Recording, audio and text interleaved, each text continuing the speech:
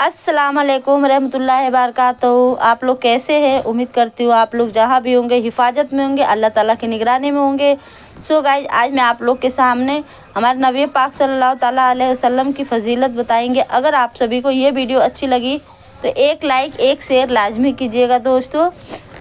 चलिए आज आपकी वीडियो आप लोग के सामने पेश करते हैं आज की वीडियो।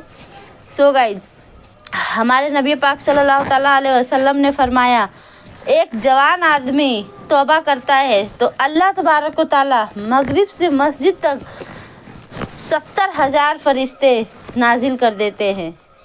हमारे नबी पाक सल्लल्लाहु ताला अलैहि वसल्लम ने फरमाया, जो शख्स उंगलियों पर अल्लाह का जिक्र करता है, मरने के बाद उसकी कब्र में वही उंगलियां रोशनी देती हैं। हुजूर सल्लल्लाहु ताला अलैहि वसल्लम ने फरमाया, जो शख्स छिपकली को एक बार में मार देता है, नबी करीम सल्लल्लाहु अलैहि वसल्लम ने फरमाया, छिपकली को जो एक बार में मार देता है उसको 70,000 फरिश्ते सवाब अता कर दिए जाते हैं और नेकी लिख दी जाती हैं। और वो दूसरों बार में मारने वाला उस काम को, तीसरी बार में मारने वाला उस काम को 7 किस्मत के लोग हैं, कब्र में सवाल नहीं किए जाएंगे। नंबर 1, शहीदों से। दूसरा हाफिज कुरान से। तीसरा सिद्धत यानी कि जो सच्चा ईमान रखने वालों का। हमारे नबी पाक सल्लल्लाहु ताला अलैहि वसल्लम ने फरमाया, नाज़रीन, इस दुनिया में हर इंसान सुकून या बरकत की तलाश करता है, लेकिन वह सब्र हमें तब तक ही मिलता है जब हम अल्लाह के रास्ते को मजबूत हो जाता है। कुरान में अल्लाह ताला फरमाता है, और तमाम अल्लाह के रास्ते को मजबूती से थम लेता है, आपस में टूटने से बच जाता है।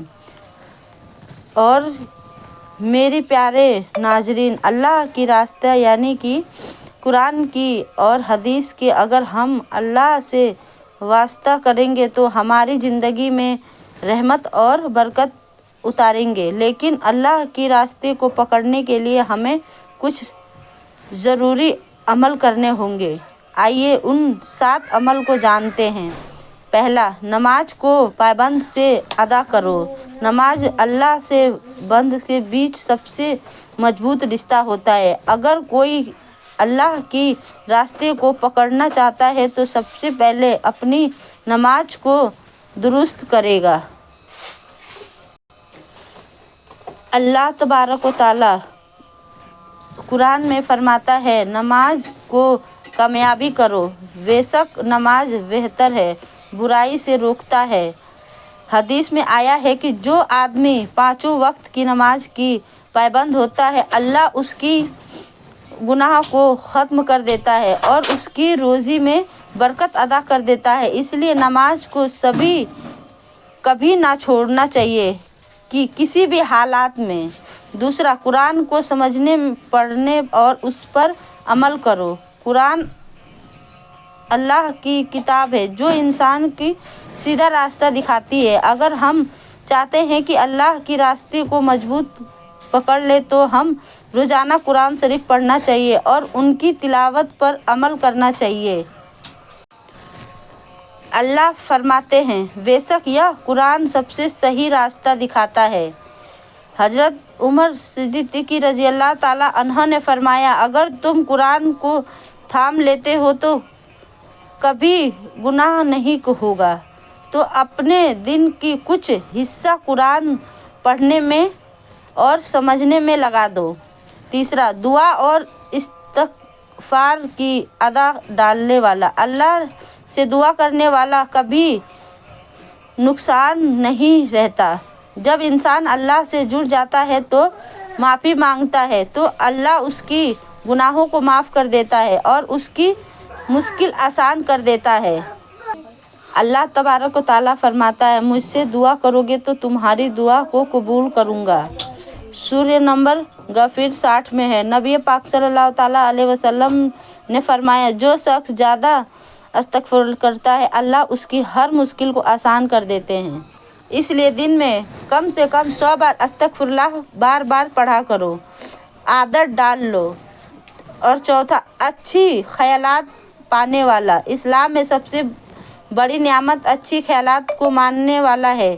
مسلمان کا ارادہ اور بولنا چالنے والا ہونا چاہیے، لیکن لوگ اس کو متعصب کہتے ہیں۔ حدیث میں آیا ہے، اللہ کے نزدیک سب سے پیارا انسان وہ ہے جس کو اخلاق سب سے زیادہ اچھا ہوتا ہے، اور تم میں سے سب سے بہترین وہ ہے جسے اخلاق سب سے اچھا ہو۔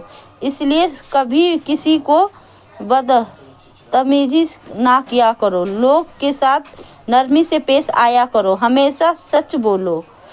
پانچواں، حلال روزی کمائیں اور حرام سے بچیں۔ اگر کسی کی روزی حرام ہوتی تو اس کی عبادت میں قبول نہیں ہوتی۔ اس لیے ہمیں چاہیے کہ ہم حلال کمائی پر توجہ دیں اور حرام سے بچیں۔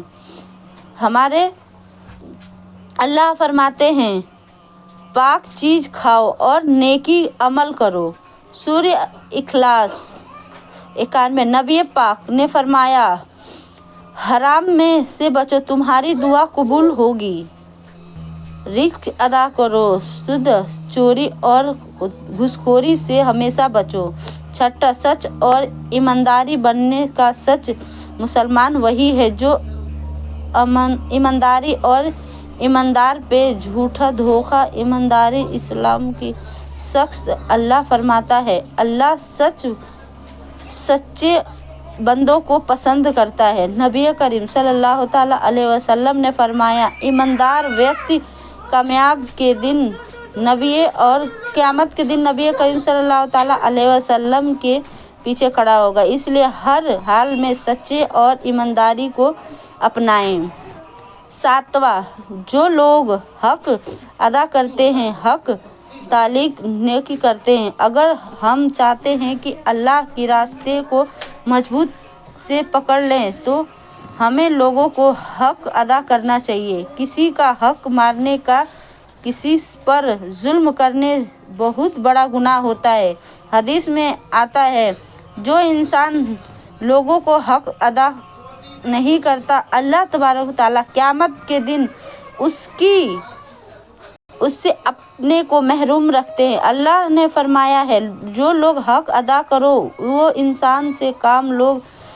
اگر کسی کا قرض لیے ہو تو اس کو واپس کر دو۔ کسی کے ساتھ ظلم نہ کرو اور ہر کسی کا حق ادا کرو۔ اگر ہم سات عمل پر عمل کر لیں تو اللہ راستے کو مضبوطی سے پکڑ سکتے ہیں۔